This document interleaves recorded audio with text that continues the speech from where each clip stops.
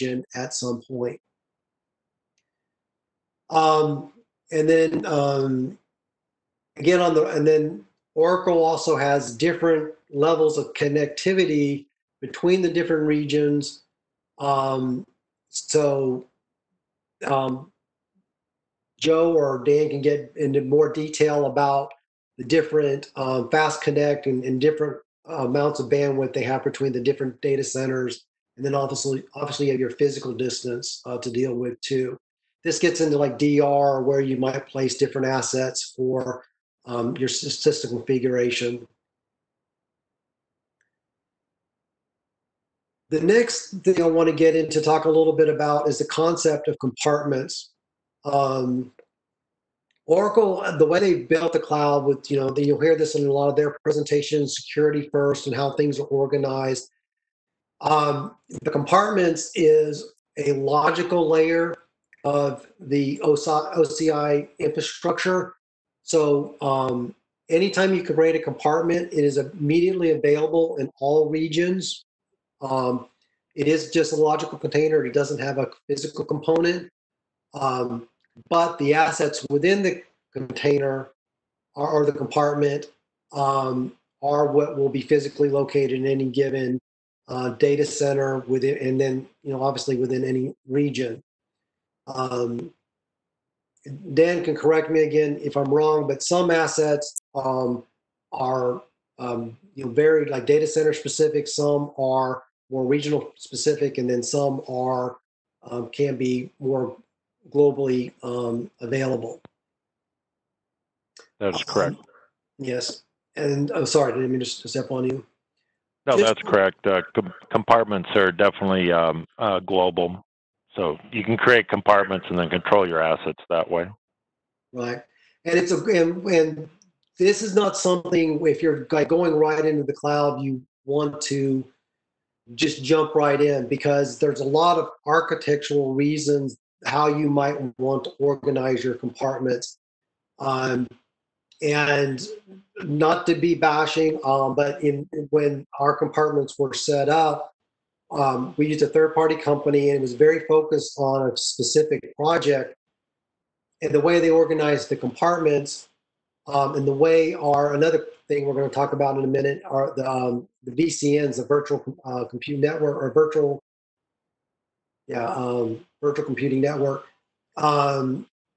The organization was such that now we're getting to move more assets into the cloud, and the way they organized it, it wasn't well suited for our future plans. So now the nice thing about compartments is you can create a lot of compartments. You can nest them up to 6 layers deep. Compartments can have subcompartments, and you can rearrange assets within compartments.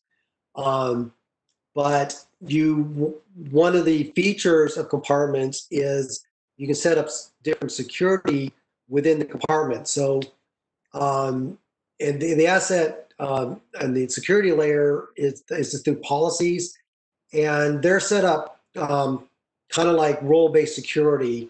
Grant this permission to this group in this grant this permission to this group, or for this asset, or for this type of asset, or for this compartment, or for the entire tendency. And then you can put conditions on, even narrowing it down to specific regions. Again, I'm just trying to lay this stuff out conceptually. I'm not expecting anybody to completely understand it. So I set up a demo compartment, and just for demo purposes, I just created 2 subcompartments. And again, with creating most assets in there in OCI, it's usually just a simple template.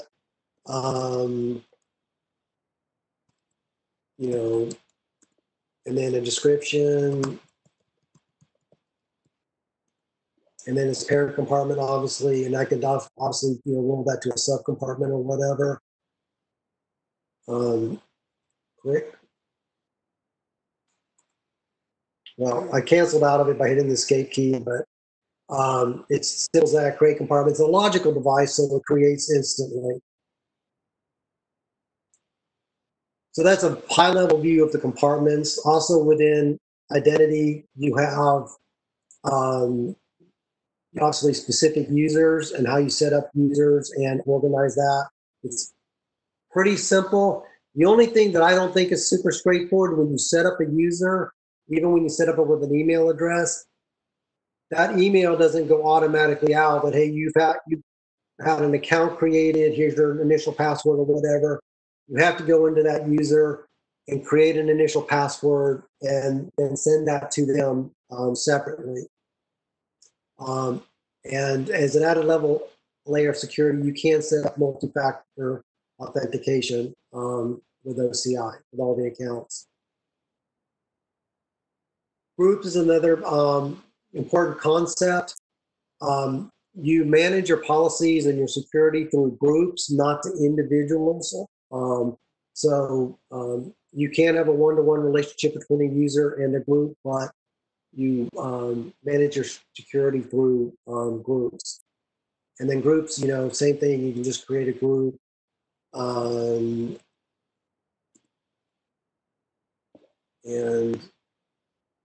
create. Another concept that I think is important, and these are things you want to learn before getting deep into using OCI, is the concept of tagging. Tagging is actually a pretty powerful feature that Oracle has built into their system, and you can just do free-form tags, but it makes it, obviously people are just free-form tagging, entering data into a form. The likelihood of typos and different spellings and things like that can create some difficulty when you want to organize things or find things, the tagging system. And they have the ability to create namespaces, which are basically formalized tags with, hierarchical naming conventions and organization and predefined names. So you have drop-down lists and things like that.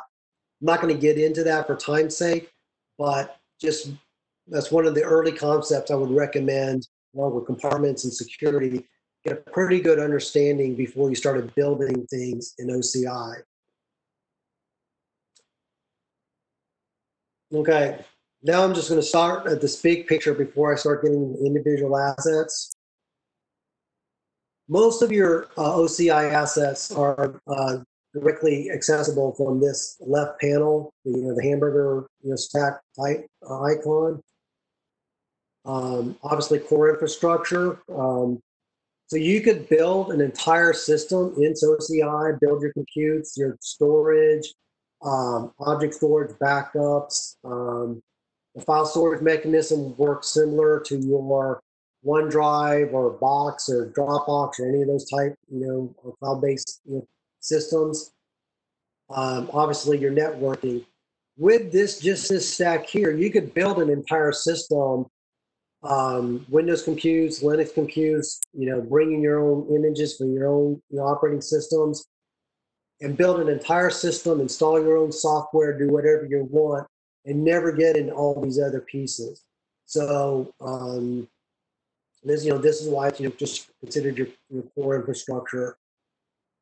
Then into the database assets, I haven't played a lot with autonomous database functionality, but again, you can create the autonomous database, which is pretty much self-managing, self-patching, all those features that Oracle advertises. I'm looking forward to getting into that in the next few months, and maybe in 6-8 months, I can make a detailed presentation on autonomous database, how it works and how to use it. You can create database as a service functionality within OCI, and I've done one of those. I created a container database and put some pluggable databases in them. It works very much like you would do it on-prem as far as within the database component, but you can just provision the asset in OCI fairly safe. And then you have multiple other, database assets, you can provision and work with, from OCI natively. I haven't gotten into any of the data or AI components of OCI yet. Analytics, any of these things. Even I haven't set up a lot of monitoring or any of the other features within OCI, so I can't talk too much about them. Again, I'm still fairly new. And then obviously within the general governance, you have the ability. One thing OCI does is you can, on a daily basis, check your spend. When we were, and we're still fairly new to the cloud, we still check on a very periodic basis what our daily burn rate on the assets we're using within OCI, so we make sure we're not exceeding our planned budget. But we're at a fairly steady position right now with what we provision, so it's fairly predictable. But when you're first coming on it, you don't want to blow your budget. So there are nice features within this, and this is one of the areas where tagging is helpful. When you create a tag, you can tell it that it's a tag you want to track the cost. And so if you have particular assets, like with one of my clients, we want to know how much we're spending on workstations versus servers. So I have a tag for servers and workstations, and so we can separate those costs out even within compartments. And then you got multiple other assets that you can stand up. Okay, now just so I'm sure most of you are familiar with virtual machine technology. Nowadays, we can put virtual machine on a PC. Most of you are working with some sort of virtual machine within your business. It's very similar within OCI to create just a basic machine, a basic virtual machine. So I'll create a demo one here. I'll create it as an Oracle Linux, but obviously I can select from a handful of defined Oracle images. So you have different Linux options. And included in this is the Oracle Autonomous Linux, which is a self-patch and self-managing. One thing I just learned about Oracle Autonomous Linux, it is not just anything you want to do in Linux, and Oracle takes care of it. If you select the Oracle Autonomous Linux as your image, you're limited into what you can do on that Linux box. For example, I just found out I couldn't create a GUI desktop. I couldn't just download and install it on the Autonomous Linux. So I wanted to do that as an experiment, and I had to rebuild the machine as a traditional Linux box.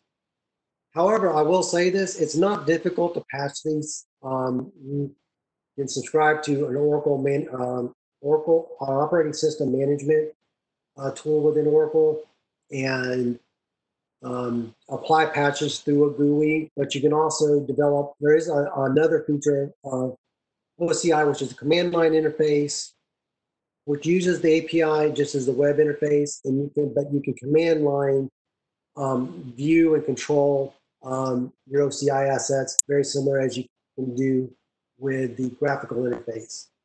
And I'll be happy to demo that at some time in the future if somebody wants to see that. You can provision Windows servers. Just note that there is an extra charge for the Windows licensing. I think there is a BYO, bring your own license option with the Windows servers, and then you just pay for the compute, CPUs, and so forth, and we get the storage. You have, obviously some custom images, database image, business suites, different, functionality. Partner images. I haven't experimented a lot with these, but a lot of different, so you can have the machine pre-built with everything installed and configured to, do any of these, functionality and features. And there's an entire marketplace within OCI that you can go in and in some cases provision an entire system. for example, we're looking, one of my clients is looking at provisioning JD Edwards 9.2, and there is a Terraform, system provisioning tool within that. So it's not exactly one click. There's a lot of configuration settings, but compared to manually setting up servers and installing and making sure everything's properly configured, it should be, a cakewalk compared to doing something like that. And then your custom images, obviously, if you have a ISO image, and I think there are a couple other VMDK images, you can bring them in here and provision a VM from that. Okay, so I'm just going to take the default image. Again, as I mentioned, you want to pay attention. Now, I think with the demo things, you're limited to AD3, availability domain 3. Just keeping, like mine, Ashburn has 3 data centers. So whenever you create an asset, you want to make sure all your assets are in the same availability domain as far as they're going to connect. If they're just like connecting through network, not as much of an issue. But if they have to physically connect, like storage to a compute, you want to make sure they're in the same availability domain. Provision, I got to get some keys. So particularly your Linux assets work off of SSH keys.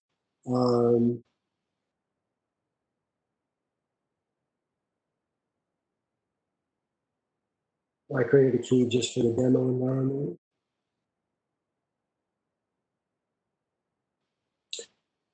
Oh, one thing, okay, shape. Okay, then your shape again.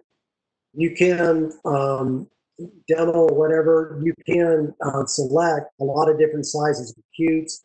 I don't know if part of the demo is the auto config. Obviously, down a real tendency, you have a lot of options in these shapes. So you can create pretty much as many CPUs, memories, whatever you need in compute configurations. You're not just limited to those that you see here in this demo environment. Okay, that's one thing I want to make sure. I did set up a demo VCN. I'll show that. Again, within the OCI Cloud, you have to set everything up. You have to set up your entire infrastructure. So you have to set up your network, your everything. But again, it's graphic. You're not actually running wires and connecting computers and things up, so that makes it a lot easier. This is the default VCN or a demo VCN I set up, so I'm just going to let that ride. We'll let it assign a public IP address, so I'm going to show you how you just connect to it after it's provisioned. I want to make sure I got everything else configured in here, okay?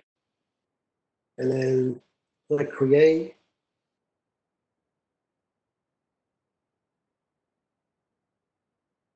And it starts provisioning.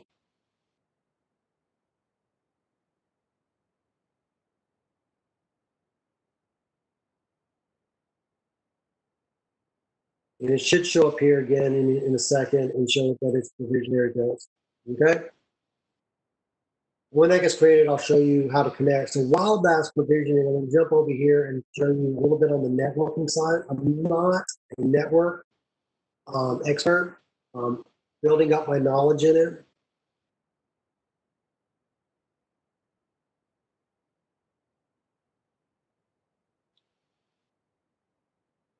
One thing to pay attention to with any of the assets is what compartment you're in. You can move assets around in compartments, but again, architectural-wise, you want to make sure things are where you expect them to be. And you can reference assets in other compartments, assuming your security protocol allows you to go across that, those different compartments and things like that. So this demo VCN I set it up with a simple, the private slider, the classic, 10 range. OCI doesn't support the /8. You have to be set /16 or below in the amount of sliders you can provision within a group. but then you can, create multiple public, or private subnets within that block. So I created this private, this public block, or sorry, it's a public sub, it has a public subnet, so we have public IP addresses, um, and um, and just a small block or a small set of um, um, IP addresses. And then I just set up enough of the protocol that I could connect to the secure socket layer to connect to the machine on just a console-based connection for my PC. And the civil ingress rules and the egress rules are just, wide open.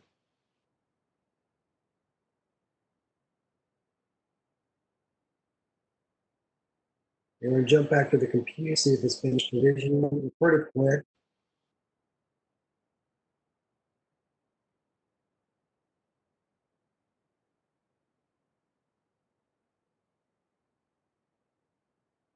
Okay, it's running. Okay, and then I got the public IP address. I asked it to, I think OCI provides you with free public IP addresses. And I think you can bring your own in if you have like, IP addresses you own. But you can't provision them in creating assets. So now the compute, I'm jumping over to a console, and now I'm on my PC here. And so I'm going to just connect to it.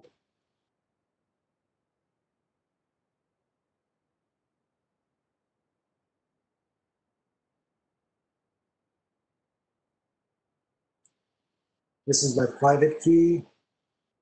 The account on just about any OCI created asset is OPC. And then the IP address.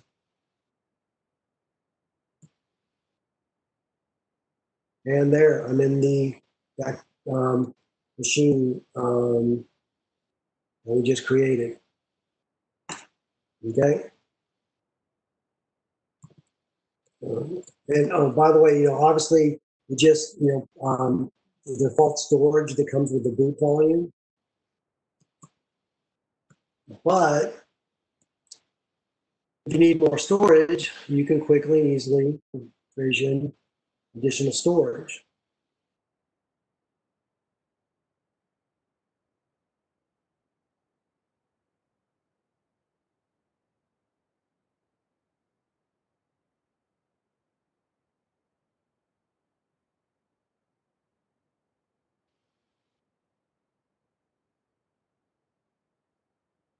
I don't know if I can use the dash or not.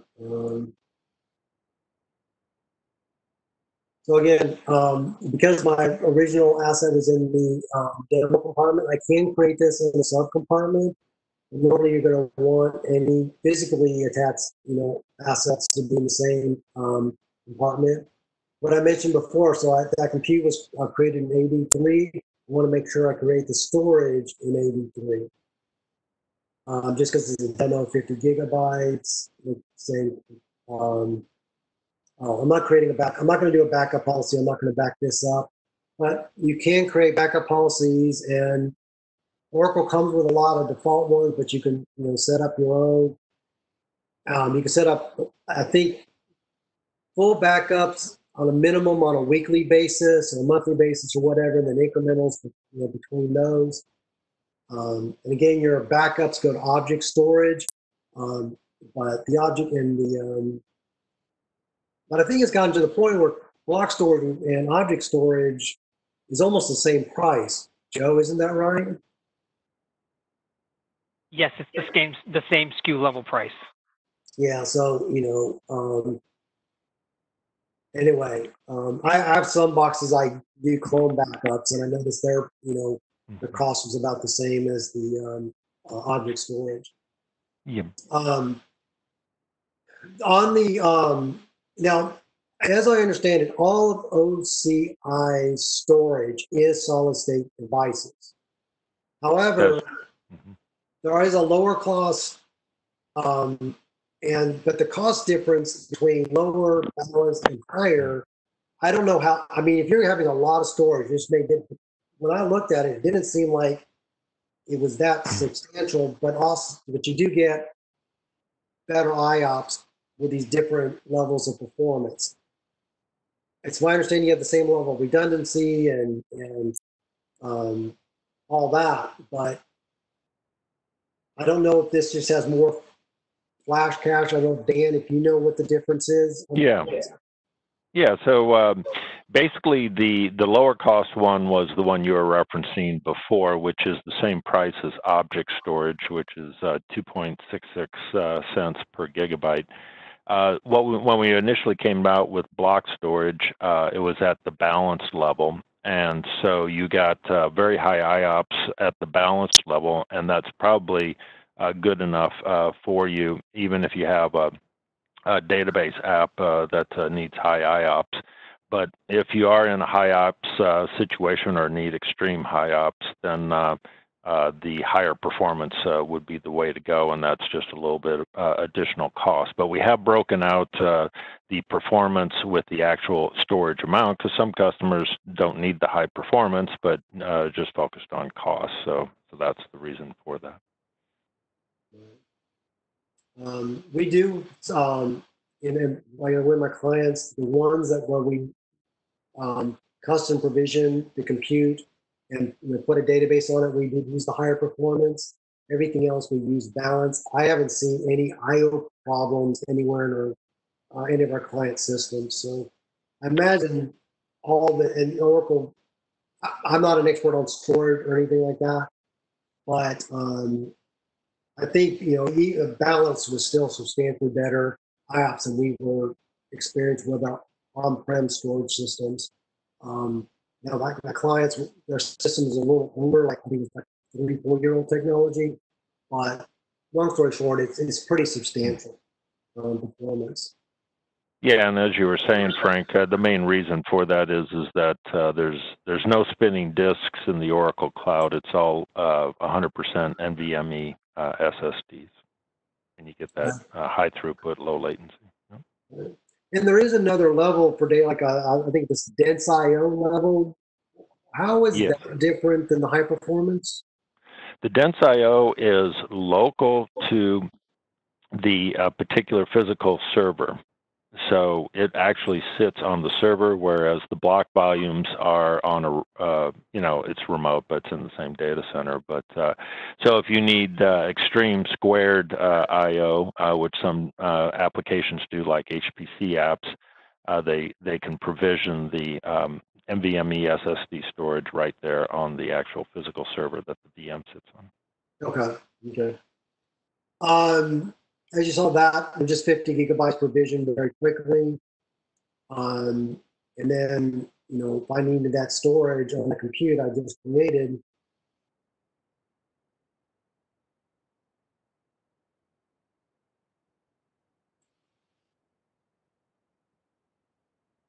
simply go to the compute.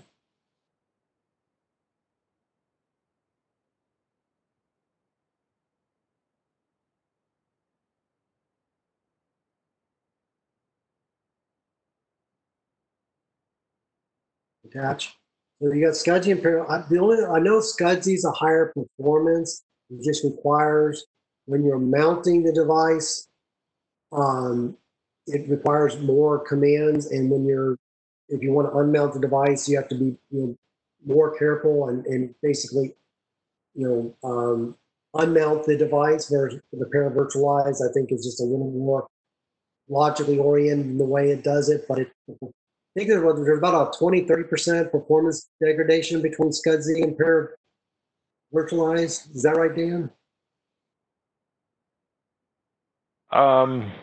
Yeah, it probably varies. I don't think we actually post or publish a particular percentage, but definitely if you want the optimum performance, just go with the iSCSI. We provide the iSCSI commands that you would run on the command prompt, and it's fairly straightforward. And if you're never going to change that, then it's probably the way to go, but paravirtualized, then you don't have to run any commands.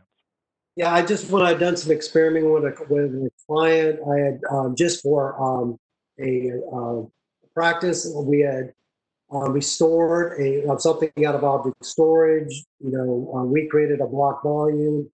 We attached it paravirtualized. That's how we think we normally do it because it's a little faster. And then copied some files off of it, and we did a couple large files just to get an idea of the time. And then we reattached to the SCSI, and it seemed to be about 30% faster of SCSI. That may have not been a real world example. It was just, we kind of decided, hey, if you have to restore, many gigabytes, you might want to attach it as, SCSI or whatever. Paravirtualized was just logically a lot quicker and easier to deal with. So it depends on what you're, doing and what method you might use. So there's that block storage we created in Provision. And then, select the drive path, and then different options. The only time I found read-only might make sense is if you're doing a restore from a backup or something. You want to make sure you can override your source. And I'm not, again, an expert in these areas where you would use these different options, but by default selected right. And attach. Now, the attachment happens pretty quick. To actually see it on the compute, I'd have to go in and do a bunch of system administration. I still have to, format the drive, do all that stuff, and mount it and all things. I didn't want to get too much into the demo part of that on the details, because that takes up a few minutes, but it's just standard system administration stuff.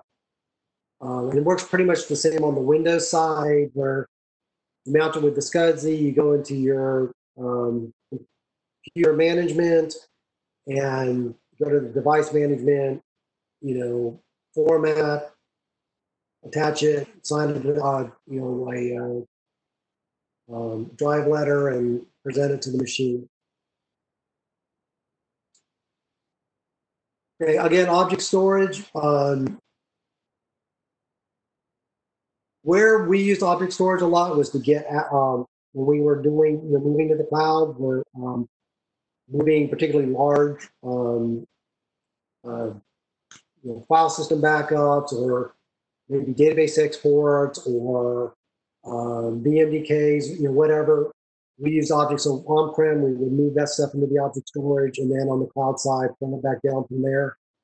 There are a lot of other ways to do it. That's just one way we use object storage. Obviously, backups for object storage.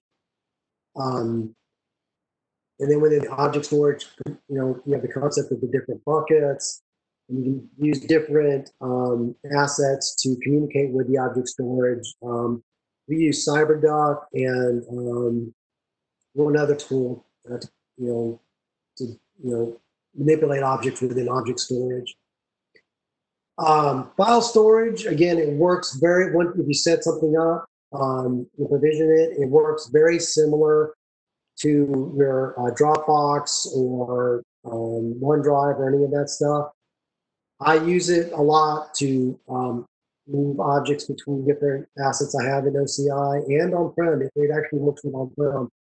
The only downside to it is it costs a bit more than object storage or regular block volume storage. I think it's almost 10 times the price, but I don't keep things on it very long. I just put whatever I need on it, get it to where I need it, and then move it off to regular block storage. And then we talked a little bit about the computing and the VCN and that setup.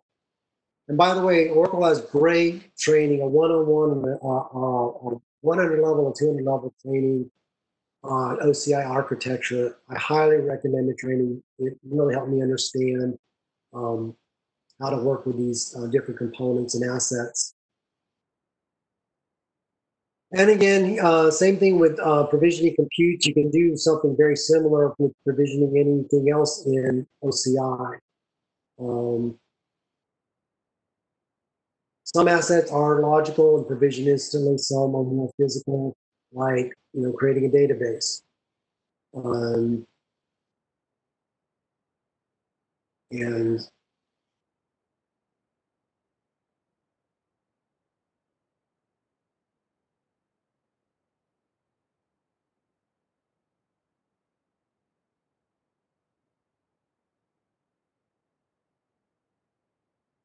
And then again here, the options, and I know on the full OCI side, you have more options. You can do 12. I think you can even still do 11 to 04. Correct. Yeah. Well, actually, maybe not for autonomous. For database as a service, you can do that. Autonomous, yeah, you're probably limited into at least 18, so that makes sense.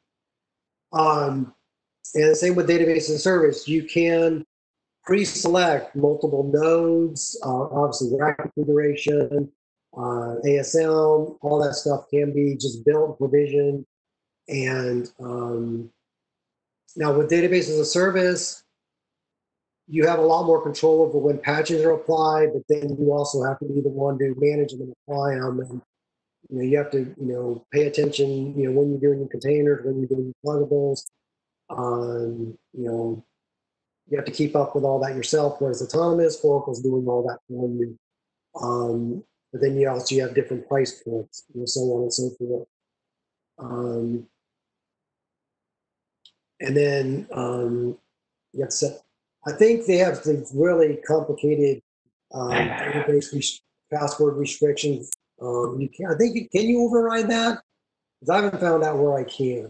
No, you cannot. In fact, when I give presentations, I sort of have to pause when I enter my password because I just I haven't mastered that to type my complicated password and talk at the same time. I'm going to try.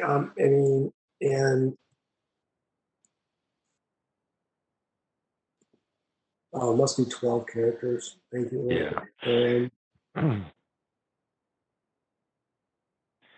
Yeah, and you need a special character, and it's one of 3. And I'm not going to actually connect to this or do anything.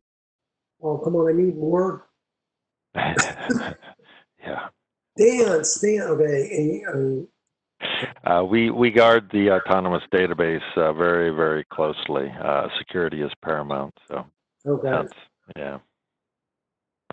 Frank Brammer is exactly 12 letters. Yeah. Doesn't have a special character though. Yeah. Okay. Yeah. I'm not going to actually connect or do anything with this. I'm just going to blow it away, after this demo.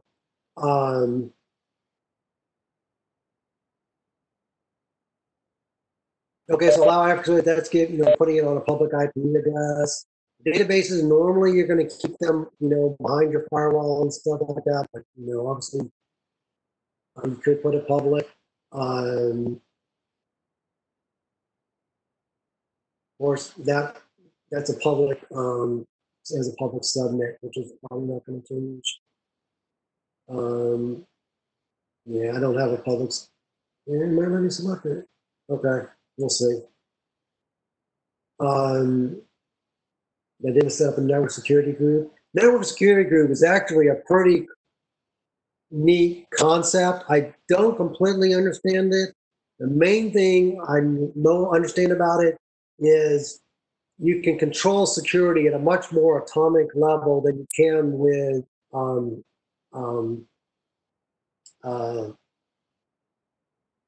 not gateways. Help me, Dan. What's security lists? Security lists. Yep. Yeah, security lists are a lot more broad. With network security groups, you can control security at a much more atomic level. So I haven't gotten heavily into that, but it's a pretty neat concept. I think I got everything. Yeah, you don't need to fill that in if you don't want to. It says required. Oh, because you chose the private. Yeah. So you would have to find a security group and have that defined beforehand. So yeah, just go public and you're good.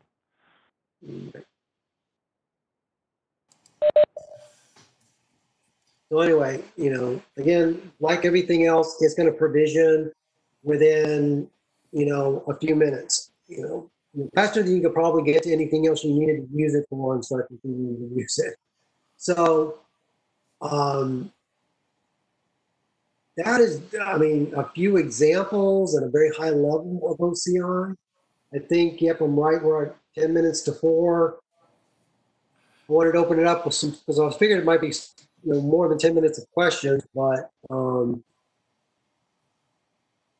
Frank, I figured just to kind of kick things off, I'd ask Joe, from a sales perspective, what are you seeing clients do to move to Oracle Cloud? Are they doing kind of a slow roll where they're starting with dev or DR, or are they up and doing a complete lift and shift?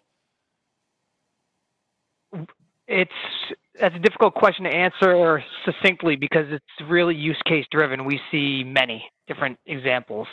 Okay. The client of Frank's, where we've collaborated, moved a full JD Edwards application to the cloud and is now evaluating potentially moving some other database workloads to the cloud as well. So each use case is a bit different, but what we're seeing almost every time is once the first use case is live and successful, then there is an appetite to dig in for a second use case, moving additional on-premise assets to the cloud or enhancing what was phase 1 with some phase 2 expansion. So we focus really strong on high touch support for each of those phases so that we can kind of earn a live, stable, happy customer that would like to try to take advantage of more of what's out there to offer, but a little bit of everything. that is one thing I want to jump in. This is something so Joe and Oracle offered from before we even, once we basically agreed we're going to move into OCI, they offered to do regular cadence calls with us. And we said, well, we don't think we're ready enough. We didn't start doing that process. We were halfway implemented in the cloud before we started that. And that was the biggest oversight on our case. If Oracle offers you, they're going to offer you a customer success manager, and you're going to have like a customer rep like Joe. And like Dan is one of the engineers. There's actually like a team of like 6 people at Oracle that now know us, are familiar with us. They watch our SRs. I had an SR the other day that wasn't even related to OCI, and it was stuck in an automated loop. And they kept asking me, and it was frustrating me. And so I reached out to one of our customer success people, and she broke that loop. And I had a phone call within an hour. And that is probably one of the most powerful things you get. If your company's considering going to OCI, once you sign that contract, get your success, your customer success rep and that entire team, and meet with them as often as they'll meet with you. They are super, super helpful. Thanks, Frank. And Chet, yeah, I'll just put a button on that with the way you can subscribe to the cloud serves any use case because there's a very low barrier to entry. So there's an always free tier if you have an appetite to just explore what's available. There's a pay-as-you-go model where if you just have a light storage workload you want to move to the cloud that's very inexpensive, you don't have any cost or time commitment. And then there is a full subscription governed by time and cost. You commit to a certain amount over a certain amount of time because you have a substantial workload you want to move to the cloud, and then you can benefit from some better pricing with a contractual commitment. But as a result, we can get you an experience live and happy in the cloud with the pretty low bar at very minimal cost, and then just get you the right cost model depending on the use case. All right. We'll open it up to anybody else. We got 5 minutes left if anybody has any questions that they want to ask while we've got the Oracle guys here.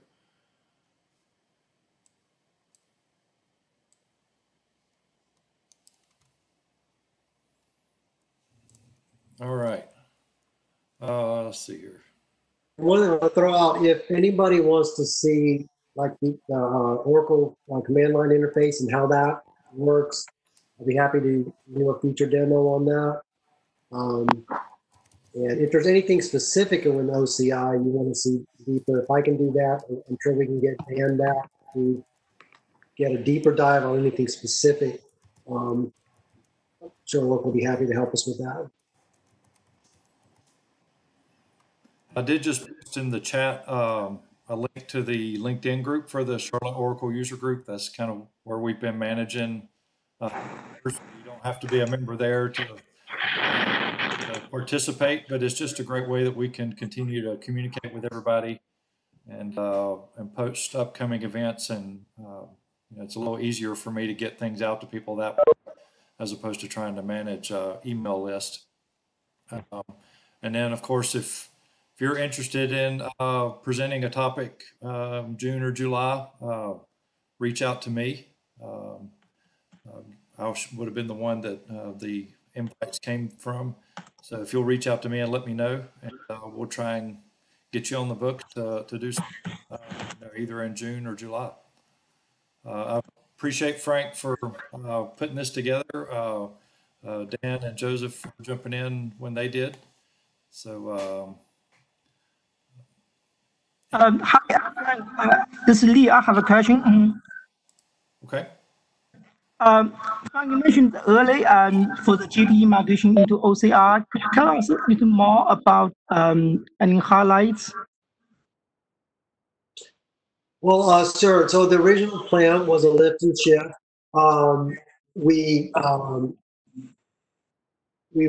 Some of the things we changed, for example, are we were running WebLogic on-prem, but we were running them on Windows servers. We decided to change those to Linux servers. Again, to save a little bit on the operating system licensing cost. We also thought we would achieve better performance and efficiency on Oracle Linux running the Oracle WebLogic.